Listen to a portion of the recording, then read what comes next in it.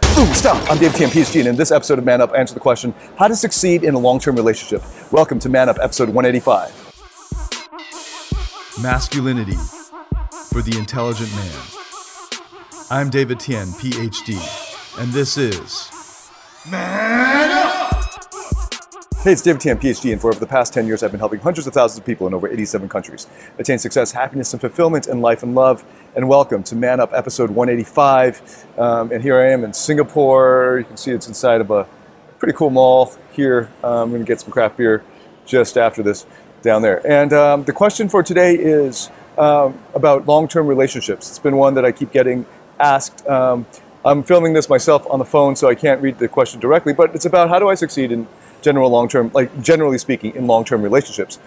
So there's quite a, there's quite a lot of generic advice on the internet. But what I can add is, that I didn't see very often there, was that it's important that you have an end goal or an end time, so that it feels like it's a bounded experience. Because the problem with long-distance relationships, well, there are many problems, but one of the things is it's going to feel like if there's no end, then you don't know how long you need to hold out for it. So I'll give you an example. If you're doing an isometric hold on a workout, it's so much easier to last through that time period if you know how long you need to hold it. So if you just do a wall sit and you're like sitting against the wall but without a chair, right? Wall sit, or some kind of other isometric hold, and you know that you're going to do this for 30 seconds or 1 minute.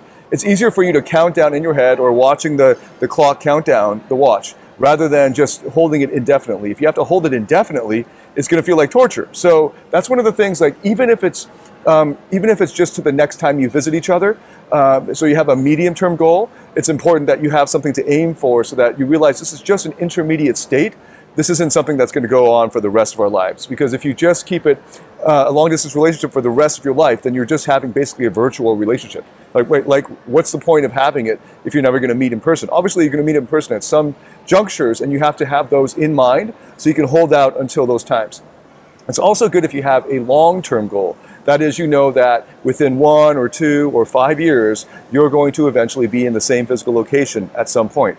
Even if it's just a long-term goal, you need to have that in mind so that you can last. So that when the hard times come, you know this is just an intermediate stage. If you get past this hard time, it's going to be a lot better, something like that. So you have to set for yourself that bounded end so that you have that to wait for towards the end. Now, along the way, of course, you should have rituals.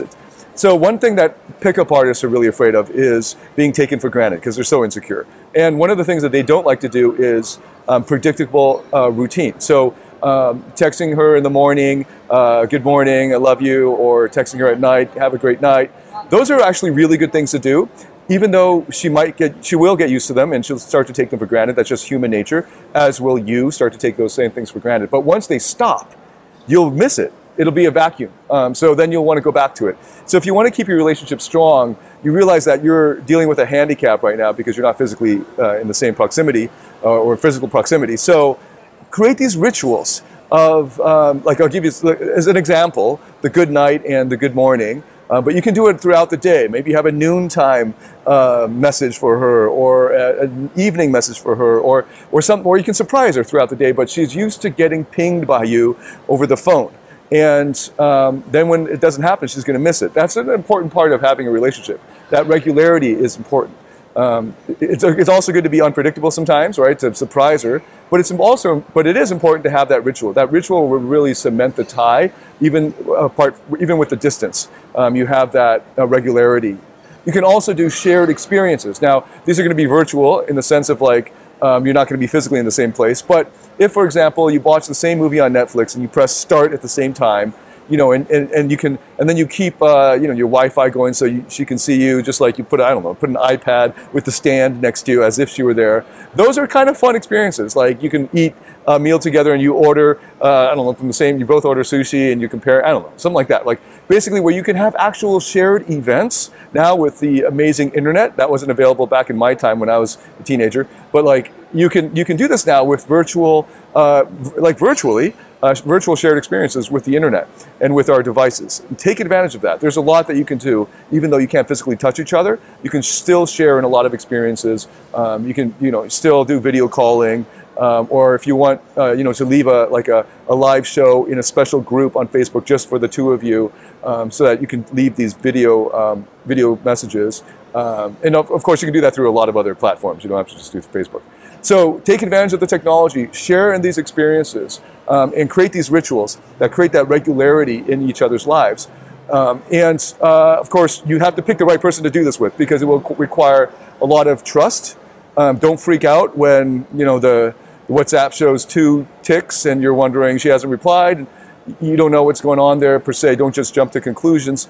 You got to have a lot more patience with each other, a lot more trust, and a lot more maturity to follow through on the commitment. And I started off with that big, most important point, I think, which is that the only way you're going to last through this intermediate stage, realizing this is not the ideal relationship, is if there is some deadline that you're aiming towards, that at some point this sort of like torture will end and we will meet physically. Even if it's 8 months away. If it's 8 months away, start setting medium-term goals. Maybe you're going to spend half a day together where you're going to stay online and you're going to pay for the data, and you're going to go out and both of you will go to a museum. I don't know, something like that. That you're going to actually have something to shoot for. So it's just like holding an isometric hold at the workout. If you don't have the countdown clock, it's going to feel like torture.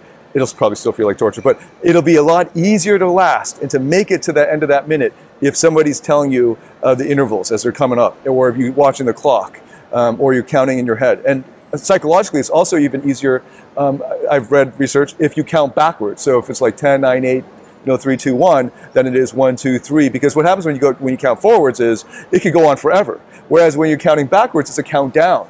So so already psychologically you can feel the end. Because the guy says 10, 9, 8, and you kind of already, your unconscious mind is able to pace it.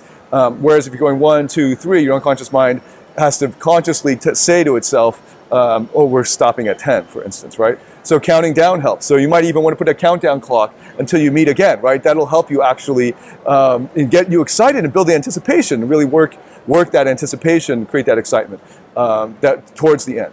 All right, so it's been a long time since I posted. I didn't realize how long. It's been about a month.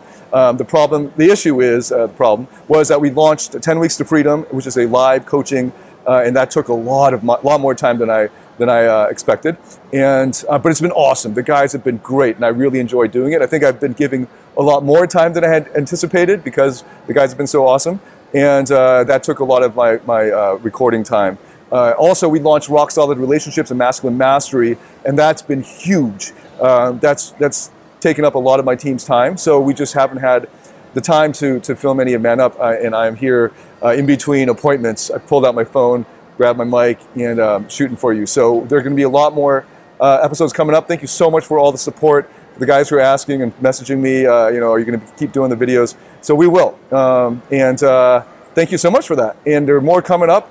And if you want to, it's been amazing. The program's 10 Weeks to Freedom, Rock Solid Relationships, but it's been a lot of work. It's starting to get more regularized as far as our workload.